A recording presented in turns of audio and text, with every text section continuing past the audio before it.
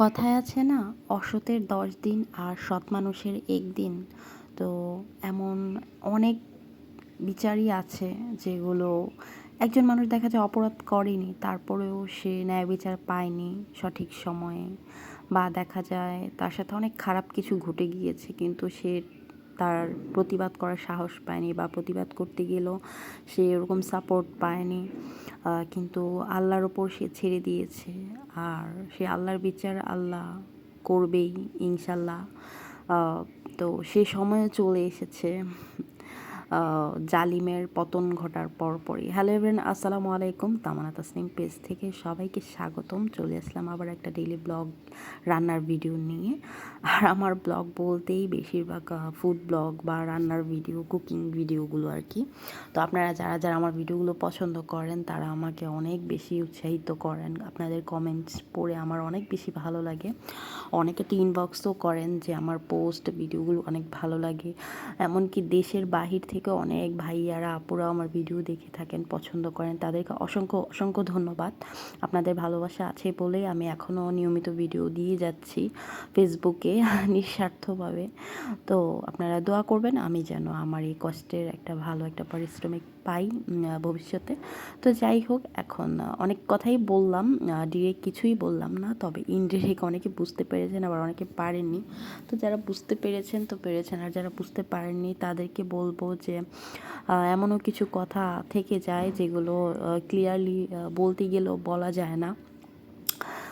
তো এই জন্য আর কি সব কিছু বললাম না। বাট আমি কিছুক্ষণ আগে নিউজ ফিড পড়েছিলাম।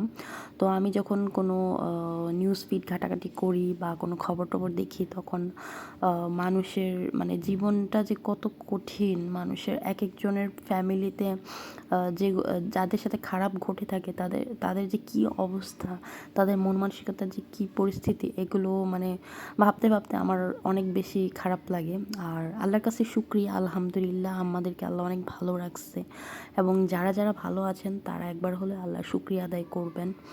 আর যারা যারা যাদের সাথে অনেক খারাপ কিছু ঘটে গিয়েছে দেশের পরিস্থিতির কারণে, তো তাদের জন্য অনেক বেশি দোয়া রইল, আল্লাহ যেন তাদেরকে শোক সহ্য করার মতো ধৈর্য শক্তি দান করেন। আর সবাইকে যেন আল্লাহ ভালো রাখে, সুস্থ রাখে, সেই দোয়াই করি। তো নিউজ ফিডগুলো দেখলে না অনেক বেশি মনটা খারাপ হয়ে যায়, এজন্য আর কি এই কথাগুলো বললাম। তো যাই হোক, এদিকে আমি আজকে রান্না করছিলাম ফুলকপি, আলু আর মাছ তরকারি রান্না করবো আর কি। সেজন্যই সবজিটা আমি কষিয়ে নিচ্ছি আগে। তো আমার কাছে সবজি তরকারি একটু ঝাল ঝাল না হলে ভালো লাগে না, আর আমি সবসময় সবজি তরকারিতে একটু কাঁচামরিচটা বেশি দিয়ে থাকি।